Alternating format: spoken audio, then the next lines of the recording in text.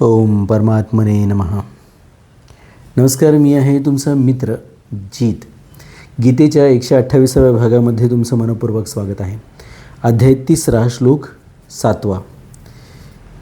यस्वी त्व इंद्रियाणी मनसा नियम्यारभते अर्जुन कर्मेंद्रियैः कर्मयोगम सक्तः सविशेष्यते. अर्थ आहे की परंतु हे अर्जुन, जो मनुष्य मनाने इंद्रियांवर नियंत्रण करून आसक्तीरहित होऊन निष्काम भावाने कर्मेंद्रियांद्वारा समस्त इंद्रियांद्वारा कर्मयोगाचे आचरण करतो, तोच श्रेष्ठ आहे. म्हणजे कर्मयोग काय आहे? स्वधर्माचं पालन समतेद्वारे, लाभ अलाभ, जय पराजय, सिद्धी असद्दीच्या पलीकडे जाऊन स्वधर्माचं केलेलं पालन आहे कर्मयोग. स्वधर्म पालनासाठी जे कर्म करण्याचं आहे त्याच्यात कुठल्याही प्रकारची हैगय करायची नाही, हे लक्षात घेतलं पाहिजे. भाषांतर आहे की परंतु हे अर्जुन, जो कोणी इंद्रिय मनाने आवरून इंद्रियांना अनासक्त होऊन कर्मयोगास आरंभतो तो विशेष श्रेष्ठ आहे. पहा, या ठिकाणी अनासक्त होऊन कर्म करणाऱ्यांना केवळ दांभिक लोकांपेक्षाच नाही तर सांख्य योगापेक्षाही श्रेष्ठ दाखवण्याच्या दृष्टिकोनातून तू पद दिले गेले आहे. परंतु हे काय म्हणतात, अशा प्रकारे कर्मयोगाचं आचरण जो करतो तो ज्ञानापेक्षा सुद्धा श्रेष्ठ आहे म्हणतात. ते लक्षात घ्या भगवंत. म्हणून इथे परंतु तू हा शब्द आलेला आहे. अर्जुन या शब्दाचा अर्थ स्वच्छ असा होतो. या ठिकाणी भगवंतांनी अर्जुन संबोधण्याचा प्रयोग करून हा भाव दाखवला की तू निर्मळ अंतःकरणाने युक्त आहेस. मग तुझ्या अंतःकरणात कर्तव्य कर्म विषयक हा संदेह कसा निर्माण झाला म्हणून ते विचारतात. अर्थात हा संदेह तुझ्यात स्थिर राहू शकत नाही. अर्जुन याचा अर्थ बलवान असा सुद्धा होतो, बाहू असा सुद्धा होतो. सहस्त्र अर्जुन आपण एक असुराबद्दल ऐकलेला आहे, सहस्त्र हस्त असलेला असा त्याचा अर्थ होतो. पहा, असित्व इंद्रियानी मनसा नियम्य. इथे मनसा पद संपूर्ण अंतःकरण म्हणजे मन, बुद्धी, चित्त आणि अहंकार याचा वाचक आहे. आणि इंद्रियानी पद 6व्या श्लोकात आलेल्या कर्मेंद्रियानी पदाप्रमाणे 10ही इंद्रियांचा वाचक आहे. मनाने इंद्रियांना वश करण्याचे तात्पर्य हे आहे की विवेकवती बुद्धीद्वारा मन आणि इंद्रियाशी स्वचा काहीही संबंध नाही असा अनुभव करणे. काय आहे? स्वचा मन आणि इंद्रियांशी काही संबंध नाही असा अनुभव करणे प्रत्यक्षामध्ये. पहा, आता हे अनुभव करण्याची गरज असते का? आपण चित्रपट पाहत असतो, त्या चित्रपटामध्ये आपण पूर्ण गुंतून जातो, पण ह्या चित्रपटाचा आपण भाग नाही आहे, तात्पुरते भाग झालेलो आहोत हे आपल्याला निश्चितपणाने माहीत असतं. वेगळा प्रयत्न करायची गरज भासते का? तुम्ही नट आहात किंवा नटी आहात, नेत्री किंवा अभिनेता आहात आणि तुम्ही एखाद्या नाटकामध्ये काम करत आहात. पहा, मंचावरती तुम्ही उपस्थित आहात आणि त्या मंचावरती तुम्ही त्या नाटकामध्ये तुम्हाला दिली गेलेली ती जी भूमिका आहे ती भूमिका तुम्ही वठवत आहात.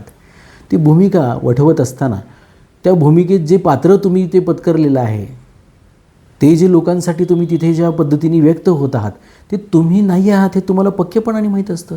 स्वतंत्र विचार करण्याची, स्वतंत्र अशा पद्धतीने अनुभव करण्याची गरज असते का? माहितीच असतं. तितक्या सहजतेने हे व्हावं असं म्हणतात. मनाने इंद्रियांचे नियमन केल्यास इंद्रियांचा आपला स्वतंत्र हट्ट राहत नाही. अर्थात त्यांना जिकडे वळवाल तिकडे वळतील आणि जिथून त्यांना परावृत्त कराल तेथून ते परावृत्त होतील. हो, पेन वापरला, पुन्हा बंद करून ठेवला, मूठ झाकली, पुन्हा उघडली जेव्हा हवी त्यावेळेला. अशा पद्धतीने आपल्याला आपले विचारसुद्धा म्हणजे अंतःकरणाचं सुद्धा चिंतन हे जे काही काम आहे ते सुद्धा असं उघडझाप करता आलं पाहिजे. ते आपल्या नियंत्रणात हवं. हाच तर भाग आहे यातला महत्त्वाचा. आपल्याला सातत्याने वाटत राहतं की हे माझं आहे, हे मी, हे आहे सगळं माझा हात असं आपण म्हणतो, पण आपल्या लक्षात येत नाही जी गोष्ट मी नाही त्याच गोष्टीला आपण माझी म्हणू शकतो. माझा शर्ट म्हणजे मी म्हणजे हा शर्ट नव्हे, माझा हात म्हणजे मी म्हणजे हा हात नव्हे, माझा डोळा म्हणजे माझ्या शरीराचा नव्हे हे लक्षात घेतलं. माझं शरीर पण म्हणतो आपण, म्हणजे हे शरीर धारण करणारा दुसरा कोणीतरी आहे, तो आत्मा आहे. देही म्हटलेला आहे त्याला, शरीरी म्हटलं. म्हणजे आपण बोलत असताना सुद्धा याच्याशी परभावानीच बोलत असतो. माझं शरीर म्हणतो. लक्षात घेतलं. जसं माझं घर आहे, मी म्हणजे घर नव्हे, तसं हे संपूर्ण शरीर, तसाच माझ्या शरीराचा स्वभाव म्हणजे सुद्धा माझा स्वभाव नव्हे, हे लक्षात घेतलं पाहिजे. अशा पद्धतीने ते मग जिकडे वळवायचं तिकडे वळवता येतं, हे लक्षात घेतलं पाहिजे. इंद्रियांचे ठिकाणी ममतेचा, माझेपणाचा संपूर्णतया अभाव झाल्यासच इंद्रिय वश होतात. 12 किती सोपा उपाय आहे बघा. प्रत्यक्षात सहजगत्या होणारी गोष्ट आहे की हे माझा हात आहे, मी नव्हे. पुढचं वाक्य आहे, हा माझा हा पाय आहे, मी नव्हे. हे समजून घेणं. कोणती प्रकारची योग साधना तुम्हाला पाहिजे हे करण्यासाठी? कुठे तुम्ही डोळे मिटून बसणार, कुठे रानावनात जाणार आहे, त्या ठिकाणी हे समजून घ्या ना. बसल्या जागी तुम्ही योगीच आहात, साधकच आहात, हे लक्षात घेतलं पाहिजे. आहे त्या ठिकाणी समजून घ्या की हे सगळंच्या सगळं उपकरण आहे, माझे साधन आहे, ती सामुग्री आहे माझी. ही मला जिथे पोचायचं आहे, मला जे जगायचं आहे ते जगण्यासाठीची साधन सामुग्री आहे. हा मी नव्हे, हे लक्षात घेतलं पाहिजे. म्हणून 12व्या अध्यायाच्या 11व्या श्लोकात ही कर्मयोग्यांसाठी इंद्रियांना वश करण्याविषयी कथन आले आहे. सर्व कर्मफल त्यागम ततः कुरु यतात्मवान. तात्पर्य, वश झालेल्या इंद्रियांकडूनच कर्मयोगाचे आचरण होते. मागील म्हणजे 6व्या श्लोकात भगवंतांनी संयम्य पदाने दंभाचाराच्या विषयात इंद्रियांना हट्टाने रोखून धरण्याविषयीचे विवेचन केले होते.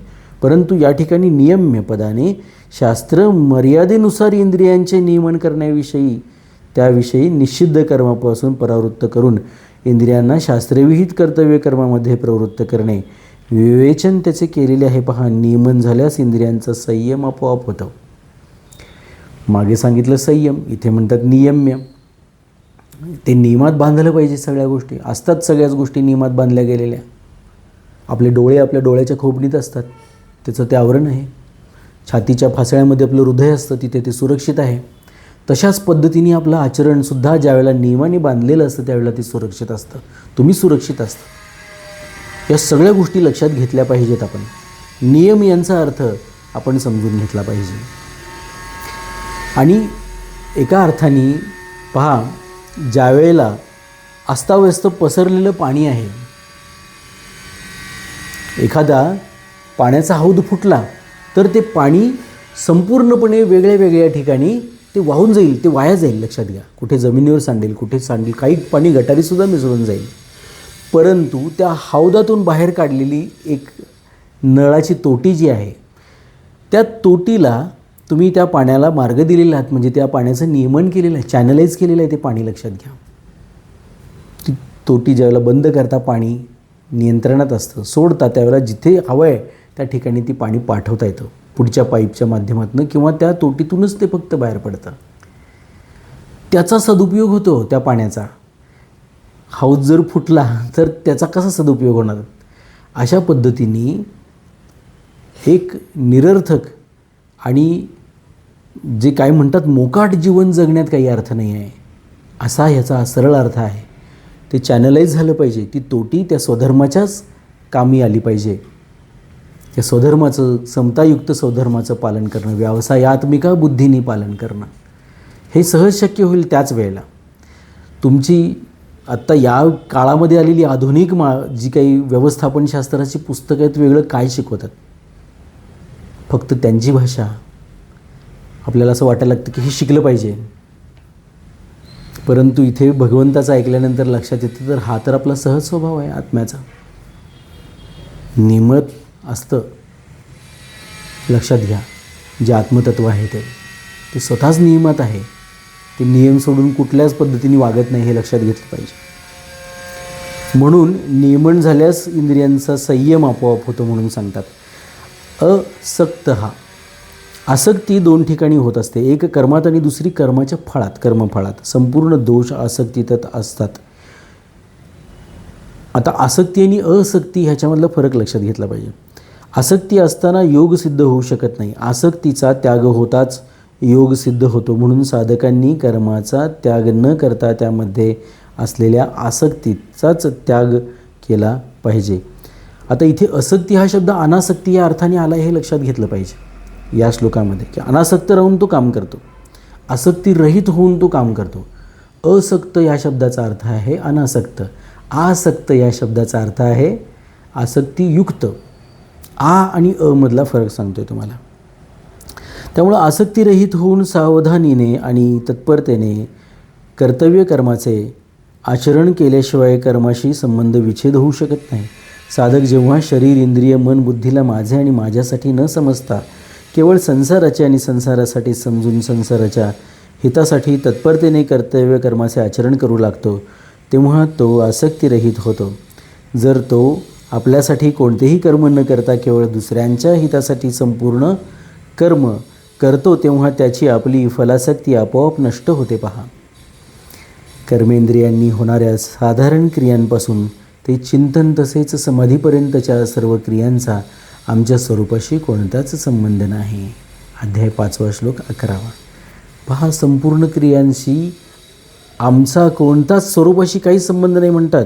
कर्मेंद्रियांनी होणाऱ्या साधारण क्रियांपासून ते चिंतन म्हणजे अंतःकरणात चालणाऱ्या गोष्टीपर्यंत तसेच समाधीपर्यंत सुद्धा सर्व क्रियांचा आमच्या स्वरूपाशी कोणताच संबंध नाही. समाधीसुद्धा. परंतु स्वरूपाने अनासक्त असूनही हा जीव आत्मा स्वतः आसक्त होऊन संसाराशी आपला संबंध जोडून घेतो. तो जीवात्मा आपला संबंध जोडून घेतो संसाराशी. कर्मयोगाचे वास्तविक महत्त्व आसक्तीरहित होण्यातच आहे. कर्मांनी प्राप्त होणाऱ्या कोणत्याही फलाची इच्छा न ठेवणे, अर्थात त्यापासून संपूर्णपणे असंग होणे हेच आसक्तीरहित होणे आहे. असंग होणे मनातून प्रत्यक्षात व्हा किंवा न व्हा, स्वधर्माचं पालन करत असताना संग करावा लागेल कदाचित, पण तो असंगच होईल जर ते स्वधर्मासाठी असेल, हे लक्षात घ्या. म्हणून सामान्य माणूस तर आपल्या कामनेच्या सिद्धीसाठीच एखाद्या कार्यात प्रवृत्त होतो, परंतु साधक आसक्तीच्या त्यागाचा उद्देश ठेवूनच एखाद्या कार्यात प्रवृत्त होतो. अशा साधकालाच इथे असक्त हा म्हटले गेले आहे. जर ज्ञानयोगी आणि कर्मयोगी दोन्हीही फलेच्छा आणि आसक्तीचा त्याग करतात, तर ज्ञानयोगापेक्षा कर्मयोग अधिक सुगम सिद्ध होतो. कारण कर्मयोगाला परत दुसऱ्या कोणत्या अन्य साधनेची आवश्यकता राहत नाही. परंतु ज्ञानयोगाला देहाभिमान आणि क्रिया पदार्थांविषयी आसक्ती नाहीशी करण्यासाठी कर्मयोगाची निष्काम भावनेने कर्म करणे त्याची आवश्यकता असते. पहा, अध्याय 5 श्लोक 6, अध्याय 15 श्लोक 11. कर्मयोगात आसक्तीचा त्याग मुख्य आहे. ज्या योगे कर्मयोगाला समत्व बुद्धीची प्राप्ती होते. म्हणून भगवान म्हणतात की कर्माचा त्याग करण्याची आवश्यकता नाही, तर आसक्तीरहित होऊन कर्म करण्याचीच आवश्यकता आहे. कर्माचा त्याग करणे योग्य आहे किंवा नाही हे पाहणे वस्तुतः गीतेचा सिद्धांतच नाही. गीतेच्या तत्वानुसार कर्मामध्येच आसक्तीच दोष असल्यामुळे त्याज्य आहे. पहा, कर्मयोगात कर्म नेहमी दुसऱ्याच्या हितासाठीच होतात आणि योग आपल्यासाठी होतो. अर्जुन कर्माला आपल्यासाठी मानतात म्हणून त्यांना युद्धरूप कर्तव्य कर्म घोर दिसत आहे. यावर भगवान असे स्पष्ट सांगतात की आसक्तीच घोर असते, कर्म नव्हे. कर्म घोर नसतं, आसक्ती घोर असते. कर्मेंद्रियैहि कर्मयोगम आरभते. जसे याच श्लोकाच्या प्रथम चरणात इंद्रिय आणि पदाचे तात्पर्य दाही इंद्रियांशी आहे, तसेच येथे कर्मेंद्रिये पदाला दाही इंद्रियांचा वाचक समजावे. जर कर्मेंद्रियेही पदाने हात, पाय, वाणी इत्यादींनाच घेतले, तर ऐकल्या पाहिल्याशिवाय तसेच मनाने विचार केल्याशिवाय कर्म कसे केले जातील. म्हणून या ठिकाणी सर्व करणांना अर्थात अंतःकरण आणि बहिःकरण त्यालाही कर्मेंद्रिय मानले गेले आहे, कारण त्या सर्वांकडून कर्म होत असतात. जेव्हा कर्म आपल्यासाठी न करता दुसऱ्याच्या हितासाठी केले जाते, तेव्हा तो कर्मयोग म्हटला जातो. आपल्यासाठी कर्म करण्याने आपला संबंध कर्म तसेच कर्मफळाशी येतो आणि आपल्यासाठी कर्म न करता दुसऱ्यासाठी कर्म केल्याने कर्म तसेच कर्मफळाचा संबंध दुसऱ्याशी आणि परमात्म्याचा संबंध आपल्याशी म्हणजे आत्म्याशी होतो, जो नित्य आहे. अशा प्रकारे देश, काल, परिस्थिती इत्यादीनुसार प्राप्त कर्तव्य कर्माला निस्वार्थ भावाने करणे कर्मयोगाचा आरंभ आहे. कर्मयोगी साधक 2 प्रकारचे असतात. पहा, इथे काय म्हटलं आहे? अशा प्रकारे देश, काल, परिस्थिती इत्यादीनुसार प्राप्त कर्तव्य कर्माला निस्वार्थ भावाने करणे हा कर्मयोगाचा आरंभ आहे. कर्म करण्याची सुरुवात निस्वार्थ भावनेने करणे हा कर्मयोगाचा आरंभ आहे. प्रत्यक्षामध्ये पुढे सांगतील सर्व कर्म आरंभ परित्याज्य सर्व कर्माच्या आरंभांचा सूक्ष्मतेने त्याग कर. कर्माच्या आरंभी या ठिकाणी निस्वार्थ भाव निर्माण होतो, परंतु आपल्या मात्र मनामध्ये संकल्प आणि कामना निर्माण होतात कर्माच्या आरंभी. त्यांचा त्याग करायला सांगतात. आता आपण पाहू की कर्मयोगी साधक दोन प्रकारचे असतात. एक ज्याच्या अंतःकरणात कर्म करण्याचा आवेग, आसक्ती, रुची तर असते, परंतु आपल्या कल्याणाची इच्छा मुख्य असते. अशा साधकासाठी नवनवीन कर्म आरंभ करण्याची आवश्यकता नसते. त्याच्यासाठी केवळ प्राप्त परिस्थितीचा सदुपयोग करण्याची जरुरी आहे. पहा, त्याच्याकडे आधीच स्वकल्याणाची इच्छा तीव्र आहे. दुसरा साधक आहे ज्याच्या अंतःकरणात आपल्या कल्याणाची इच्छा मुख्य नाही आणि संसाराची सेवा करण्यात, त्यांना सुख पोहोचवण्यात तसेच समाजाचा सुधार करण्यात अधिक रुची असते. त्या योगे त्याच्या मनात असे येते की अमुक तमुक काम केले गेले तर पुष्कळांची सेवा होऊ शकते, समाजाचा सुधार होऊ शकतो इत्यादी. अशा साधकाने जर नवनवीन कर्मांचा आरंभ केला तर काहीही हरकत नाही. मात्र नवीन कर्मांचा आरंभ केवळ कर्म करण्याची आसक्ती नष्ट करण्यासाठीच केला गेला पाहिजे. पहा, सेवा परमो धर्म हा म्हटलेला आहे.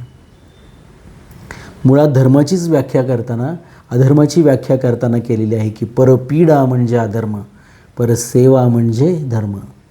इतकी सोपी व्याख्या आहे अधर्म आणि धर्माची. तर इथे सेवा करण्यासाठी तुम्ही कर्म करत असाल तर त्या कर्माचा आरंभ त्या इच्छेने करायला हरकत नाही म्हणून सांगतात. हे सुद्धा कल्याण आहे, स्वकल्याण आहे, विश्वकल्याण पण आहे. गीतेत भगवंतांनी अर्जुनाला प्राप्त परिस्थितीचा सदुपयोग करण्यासाठीच सांगितले आहे, कारण अर्जुनाचे ठिकाणी कल्याणाची इच्छा मुख्य होती. अध्याय 2 श्लोक 7, अध्याय 3 श्लोक 2, अध्याय 5 श्लोक 1. सविशिष्यते. आता इथे सांगतात तो विशेष आहे, श्रेष्ठ आहे म्हणून सांगतात. तो जो आपल्या स्वार्थाचा, फलाच्या आसक्तीचा त्याग करून केवळ प्राण्यांच्या हितासाठी कर्म करतो तो श्रेष्ठ आहे, कारण त्याच्या संपूर्ण क्रियांचा प्रवाह संसाराकडे असल्याने त्याच्यात आपोआप असंगता येते. पहा, इथे काय म्हणतात, तो कर्म इंद्रियांचा, पहा, द्वारा ज्या कर्माच्या क्रिया होतात तो कर्म त्या सगळ्याच इंद्रियांनी फक्त कर्मयोगाचं आचरण करतो म्हणतात. आणि तो अनासक्त आहे. तो कुठल्याही कर्माचा आरंभ हा केवळ कर्मयोगासाठीच करतो, स्वधर्म पालनासाठीच. त्याच्याविषयी तो विशेष आहे जो स्वधर्माचं पालन करतो. साधकाचा जेव्हा आपल्या कल्याणाचा विचार होतो तेव्हा तो कर्मांना साधनेत विघ्न समजून त्यापासून उपरम होऊ इच्छितो, परंतु वास्तविक पाहता कर्म करणे हा दोष नाही, तर सकाम भावनेने कर्म करणे हाच दोष आहे. म्हणून भगवान म्हणतात की बाहेरून इंद्रियांचा संयम करून अंतःकरणात विषयाचे चिंतन करणाऱ्या दांभिक पुरुषापेक्षा आसक्तीरहित होऊन दुसऱ्याच्या हितासाठी कर्म करणारा श्रेष्ठ आहे. तसे जर पाहिले तर दांभिक पुरुषापेक्षा स्वर्गादीच्या प्राप्तीसाठी सकाम भावपूर्वक कर्म करणाराही श्रेष्ठ आहे. तर मग दुसऱ्याच्या कल्याणासाठी निष्काम भावपूर्वक कर्म करणारा कर्मयोगी श्रेष्ठ आहे, हे काय सांगितले पाहिजे. 5व्या अध्यायात जेव्हा अर्जुनाने प्रश्न केला की संन्यास आणि योग यापैकी कोणता मार्ग श्रेष्ठ आहे, तेव्हा भगवंतांनी उत्तर देताना दोन्हीही कल्याण करणारे आहेत असे सांगून कर्मण संन्यासापेक्षा कर्मयोग श्रेष्ठ आहे म्हणून सांगितलेलं आहे.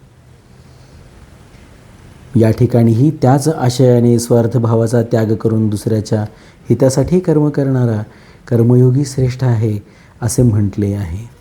आता मी सातत्याने आपल्याला सांगितलेलं आहे की भगवान श्रीकृष्णाचं चारित्र्य समजलं तर भगवद्गीता समजायला आणखीन सोपी जाते. यांच्यासारखा कर्मसन्यासी मोठा झालाच नाही, लक्षात घ्या.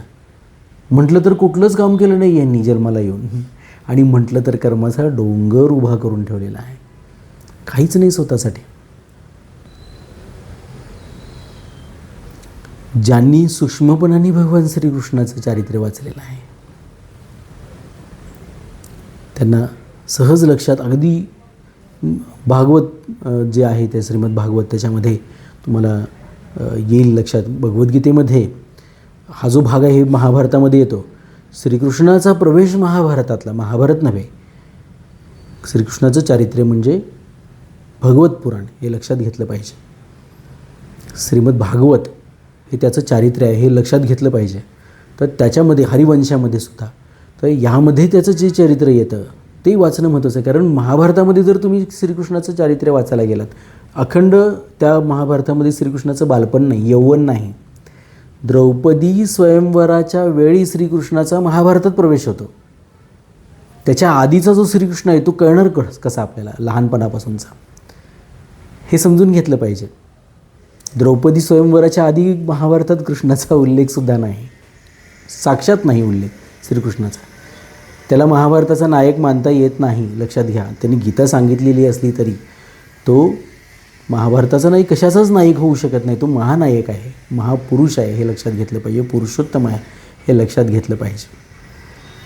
अशा भगवान श्रीकृष्णाची जी भूमिका आहे ती कर्मसन्यासाचीच भूमिका आहे. कुठलंच कर्म त्यांना बाध्य झालेलं नाही, समजून घेतलं पाहिजे. म्हणून त्याच्यासारखा मोठा संन्यासी झाला नाही. आणि जर तुम्हाला हे समजत नसेल तर मग तुम्ही भगवी कपडे कुठले वापरता हा विषय नाही आहे. भगवा रंग हा अत्यंत पवित्र रंग आहे आणि त्याचं सान्निध्यच आपल्याला एका वेगळ्या स्तरावर घेऊन जातं. ही खरी वस्तुस्थिती आहे. अशा परिस्थितीमध्ये आपल्याला त्या गोष्टींची मनातून जर श्रीकृष्णाचं स्वरूप बघा, पितांबर. बरेच लोक म्हणतात पिवळं पितांबर, पण मुळात पितांबर ह्या शब्दाचाच अर्थ पिवळं वस्त्र आहे. आणखीन पिवळं पितांबर म्हणण्याची गरज नाही. सोन्या चांदीच्या दागिन्यांनी तो सुवर्णाच्या आभूषण नाही, जर चांदी पण नाहीच. ऐश्वर्य आहे, मोराचं पीस वगैरे हातात बासरी आहे. संगीताचं त्याच्या इतका मोठा संगीत तज्ज्ञ झाला नाही भगवान श्रीकृष्ण एवढा. अशा पद्धतीने त्याच्या सगळ्या जर स्वरूपाचं आपण दर्शन आपल्या डोळ्यासमोर जर आणलं तर आपल्या लक्षात येईल की ते संन्यासाचं नाही आहे, परंतु त्याची कर्म जर पाहिली, कर्मामधील त्याची जी गती आहे ती पाहिली तर आपल्या लक्षात येतं की तो कर्मसन्यासीच आहे आणि तो कर्मयोगी पण आहे. या दोन्हीचं त्याच्यामध्ये विलक्षण मिश्रण आहे. या श्लोकाचा परिशिष्ट भाव काय आहे? आता पहा, या ठिकाणी ही त्याच आशयाने स्वार्थभावाचा त्याग करून दुसऱ्याच्या हितासाठी कर्म करणारा कर्मयोगी श्रेष्ठ आहे असं म्हटलेलं आहे. परिशिष्ट भाव काय आहे? स्वतःच्या कल्याणाची इच्छा असावी, स्वभावतः उदारता असावी आणि अंतःकरणात करुणा असावी आणि अर्थात दुसऱ्याच्या सुखाने सुखी किंवा प्रसन्न आणि दुःखाने दुःखी किंवा करुणिक व्हावे. ह्या तीन गोष्टी झाल्यास मनुष्य कर्मयोगाचा अधिकारी होतो. कर्मयोगाचा अधिकारी झाल्यावर कर्मयोग सुगमतेने होऊ लागतो. करुणता हा एक खूपच वेगळा भाव आहे. पहा, सहानुभूती, एखाद्याच्या दुःखाबद्दल आपल्या मनामध्ये कारुण्य निर्माण होतं, तर ते कारुण्य ही खूप मोठी संपदा आहे. कर्मयोगात एक विभाग कर्म म्हणजे कर्तव्याचा आहे आणि एक विभाग योग याचा आहे. प्राप्त वस्तू, सामर्थ्य आणि योग्यतेचा सदुपयोग करणे आणि व्यक्तीची सेवा करणे हे कर्तव्य आहे. कर्तव्य पालन केल्याने संसाराशी मांडलेल्या संयोगाचा वियोग होतो, हा योग आहे. कर्तव्याचा संबंध संसाराशी आहे आणि योगाचा संबंध परमात्म्याशी आहे. पहा, संबंध या श्लोकाचा काय आहे? पुढच्या श्लोकाशी. गीता आपल्या शैलीनुसार प्रथम प्रस्तुत विषयाचे विवेचन करते, मग करण्यापासून लाभ आणि न करण्यापासून हानी काय आहे ते दाखवते. त्यानंतर त्याचे अनुष्ठान करण्याची आज्ञा देते. येथेही भगवान अर्जुनाच्या प्रश्नाचे मला घोर कर्मात का प्रवृत्त करीत आहात उत्तर देताना कर्माचा सर्वथैव त्याग असंभव आहे असे सांगतात. त्यानंतर कर्माचा स्वरूपाने त्याग करून मनाने विषयाचे चिंतन करण्यास दांभिक आचरण असे म्हणतात आणि निष्काम भावाने कर्म करणाऱ्या मनुष्याला श्रेष्ठ म्हणतात. आता पुढील श्लोकात भगवान अर्जुनाला त्यानुसार कर्तव्य कर्म करण्याची आज्ञा देत आहेत. एखादी गोष्ट मांडली, विवेचन केल्यानंतर ते काय करण्यापासून लाभ कसा आहे आणि हानी न करण्यापासून कशी आहे ते सांगतात आणि त्याच्यानंतर सांगतात की प्रत्यक्ष कृती काय आहे. आता इथे कृती काय सांगितली? असक्त, म्हणजे त्याच्यामध्ये अनासक्त होऊन इच्छा स्वतःची कोणतीही न ठेवता कर्मयोग जो करतो सगळ्या इंद्रियांच्या द्वारा, सगळ्या इंद्रियांच्या द्वारा मनामध्ये आपल्या अशा पद्धतीने. म्हणून मंत्रांची शक्ती फार मोठी आहे. पहा, संपूर्ण मनन हे भगवंताला वाहिलेलं आहे. श्रीकृष्णम अर्पणम मस्तु, शिवम अर्पणम मस्तु. पहा, भगवंत ज्याही रूपात कुणाला तो दुर्गेच्या कालीच्या रूपात आवडेल भगवंत, हे लक्षात घेतलं पाहिजे. भगवंत स्त्री किंवा पुरुष नाही, भगवंत हे तत्व आहे, परमात्मा हे तत्व आहे, लक्षात घ्या. त्याला लिंग नाही. ती ऊर्जा ज्या ठिकाणी निर्माण झाली तिथे तो परमात्मा त्या शरीरामध्ये पण भेटतो, हे लक्षात घेतलं पाहिजे. अन्यत्र तो आहेच तो. पण आपल्याला लक्षात येतं की विजेमध्ये अनेक गुण असतात. प्रवाहित होणं हा एक गुण आहे, उष्णता हा एक गुण आहे. ती एका त्या ठिकाणी स्थिती जी म्हणजे थांबली ती, तर तिथे ती वीज जी आहे ती उष्मा निर्माण करते. जशी इस्त्री असते तशी. बटन दाबल्यानंतर बल्ब, त्याच्यामध्ये टंगस्टन, आता अलीकडे वेगळ्या वेगळ्या तारा वापरल्या जातात, तर तिथे ती प्रगट होते ज्या वेळेला, तर ती प्रकाश देते. तर ते बटन दाबणं फार गरजेचं आहे, हे लक्षात घेतलं पाहिजे. मूलतः आपल्याला बऱ्याच लोकांना ह्या गोष्टींची कल्पना असत नाही की नेमकं हे कशा पद्धतीने विज्ञान जात असतं. आपण एका वैज्ञानिक भूमीवरती आपण आहोत, लक्षात घ्या. भारतात आहोत असं, महाराष्ट्रात आहोत असं आपल्या लक्षात आलं तर एक गोष्ट लक्षात येईल की ज्या ज्या ठिकाणी आपल्याला ज्या गोष्टींची आवश्यकता आहे त्या त्या ठिकाणच्या त्या त्या देवता वेगळ्या वेगळ्या आहेत. आणि त्या देवतांची स्थानं आहेत कुठे नेमकेपणाने आपल्याला जर लक्षात येईल, तर ते स्थान कुठे आहे ह्याचा जर सूक्ष्मपणाने अभ्यास केला तर लक्षात येईल की ती स्थानं आपल्याच मेंदूमध्ये आहेत. धनाची देवता आहे लक्ष्मी. ज्या वेळेला त्या धनाबद्दलची आकर्षण शक्ती आपल्यामध्ये वाढावी असं आपल्याला वाटतं, आपण श्री सूक्त म्हणत असतो आणि त्या लक्ष्मीला आव्हान करतो. अलक्ष्मीला आपण आव्हान करतो, तू निघून जा घरातून. लक्ष्मीला आपण आव्हान करतो की तू ये घरामध्ये. आणि त्या योगे आपण आपल्या मेंदूतले ते लक्ष्मी नावाचं केंद्र जे आहे ते जागा करत असतं. देवता ती तिथे आहे, हे लक्षात घेतलं पाहिजे. गणेश आहे, विनायक आहे, तो महानायक आहे. तो विनायक म्हणजे विशिष्ट पद्धतीचा नायक, ज्याचे कान हत्तीसारखे आहेत, म्हणजे तो बहुश्रुत आहे. नायकाने खूप ऐकलेलं असलं पाहिजे, त्याला विविध विषयांची गती असली पाहिजे, विविध विषयांचं ज्ञान असलं पाहिजे. हत्तीसारखं मस्तक आहे त्याचं, म्हणजे तो बुद्धिमान असला पाहिजे. त्याचं जे नाक आहे ते हत्तीसारखं लांबलचक आणि सूक्ष्म असलं पाहिजे की त्याला त्या आपल्या विरुद्ध होणाऱ्या कट कारस्थानांचा किंवा कुठल्याही प्रकारच्या एखाद्या न्याय अन्यायाचा त्या अन्यायाचा त्याला गंध लागला पाहिजे, अशी त्याची सूक्ष्म त्याची गंधक्षमता पाहिजे हत्तीसारखे. त्याचे डोळे बारीक हत्तीसारखे पाहिजेत, कारण त्याची सगळ्या त्याच्या त्या गणांवरती, तो गणपती आहे, त्या गणांवरती त्याची तीक्ष्ण नजर असली पाहिजे आणि त्या तीक्ष्ण नजरेतून काहीही सुटलं नाही पाहिजे.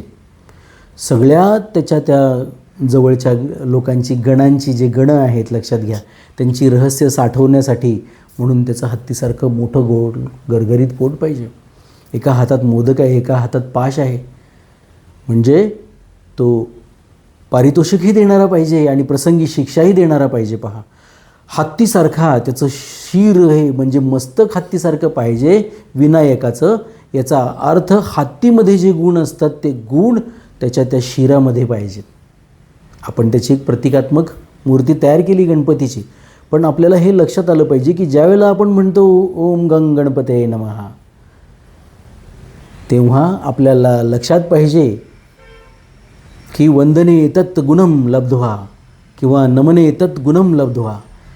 ज्याला वंदन करतो आपण, छत्रपती शिवाजी महाराजांना वंदन केलं, आई दुर्गा मातेला वंदन केलं, महालक्ष्मीला वंदन केलं, शंभू महादेवाला वंदन केलं, लक्ष्मीला वंदन केलं, विष्णूला वंदन केलं, रामाला केलं, कृष्णाला केलं, गणपतीला केलं, हनुमंताला केलं, शनिदेवाला केलं. ज्या देवाचं आपण वंदन करतो पहा, काय म्हटलेलं आहे? नीलांजन समाभासम रविपुत्रम यमाग्रजम छायामार्तंड संभूताम शम नमामि शनेश्वरम. शनी महाराजांना आपण वंदन केलं तर त्याचा अर्थ असतो त्यांच्या गुणांचा आपल्याला लाभ व्हावा. कसा होईल लाभ? तो आपल्या मेंदूतलं ते केंद्र जागं झाल्यानंतर वंदन ज्याला करतो त्याच्या गुणांचा आपल्याला लाभ होतो. म्हणून त्या मंत्रांमध्ये त्यांचे गुण दिलेले असतात. राम असा आहे, राम तसा आहे, कृष्ण असा आहे, कृष्ण तसा आहे. कंस चानूर मर्दनम, कंसाने चानूराचं मर्दन केलं त्यांनी, मारून टाकलं त्यांना. 11 वर्षाचे होते फक्त भगवान श्रीकृष्ण. तर आपल्याला त्यांच्या त्या गुणांचा लाभ व्हावा म्हणून आपण हे करत असतो. आणि त्या देवतांना, वेगळ्या वेगळ्या देवतांना त्यांची आराधना करण्याचं, प्रार्थना करण्याचं कारण आहे की त्या आपल्या ह्याच्यामधल्या त्या ज्या गुण आहेत ते जागे व्हावेत. आणि इथे त्या सगळ्या जाग्या झालेल्या गुणांचा उपयोग स्वतःसाठी नाही, तर कर्मयोग करण्यासाठी त्या सर्व इंद्रियांचा आणि त्या सर्व इंद्रियांच्या शक्तीचा उपयोग व्हावा. या पद्धतीने इथे ह्या गोष्टी सहजपणाने येतात, हे लक्षात घेतलं पाहिजे. म्हणून या श्लोकांचा जो संबंध आहे पुढे येणारा, त्याच्यामध्ये ज्या गोष्टी सांगण्यात आलेल्या आहेत की सरतेशेवटी त्याची क्रिया सांगतात, कसं करायचं. कर्मयोग हा अशा पद्धतीने मांडलेला आहे. कर्मयोगासाठीच जर तुम्ही क्रिया करत असाल, कर्म करत असाल, तर ते कर्म हे कर्म होणार नाही, ते अकर्म होईल. आणि अशा प्रकारचं कर्म विशेष आहे म्हणून सांगतात. पहा, जे दुसऱ्याच्या लाभासाठी केलं जाणार आहे. इथे साधक संजीवनीमध्ये आणखीन हा भाग येणार आहे की दुसरा म्हणजे ज्या शरीराला आपण आपलं मानतो, ते शरीरसुद्धा दुसरं आहे. दुसऱ्याच्या लाभासाठी, याचा अर्थ या शरीराची सुद्धा आपण सेवा करायची आहे. बरेच जण ते करत नाहीत, त्याचा दुरुपयोग करतात. त्या शरीराच्या गरजा तुम्ही पूर्ण करू शकता. त्या शरीराच्या इच्छा, अभिलाषा, आकांक्षा पूर्ण करण्यासाठी तुम्हाला हा देह दिलेला नाही. संध्याकाळ झाली की माझे पाय थरथरायला लागतात, मला एक 90 मारावीच लागते वगैरे वगैरे. ह्या ज्या गोष्टी आहेत ना, ह्या शरीराच्या अभिलाषा पूर्ण करणं आहे, शरीराच्या गरजा पूर्ण करणं नव्हे. शरीराची गरज पूर्ण करण्यासाठी जे सगळं आवश्यक आहे ते सगळं दिलेलं आहे भगवंतांनी मुबलक प्रमाणामध्ये. पण त्या शरीराच्या इच्छांना अंत कुठे आहे? इच्छा पूर्ण करण्यासाठी काही नाही. आवश्यकता आणि इच्छामध्ये खूप अंतर आहे, हे लक्षात घेतलं पाहिजे. आणि मग त्या पद्धतीने तो कर्मयोग केला गेला पाहिजे दुसऱ्यासाठी, म्हणजे आपल्या शरीरासह दुसऱ्यांसाठी. पुढच्या श्लोकाकडे जाऊया. ओम परमात्मने नमः.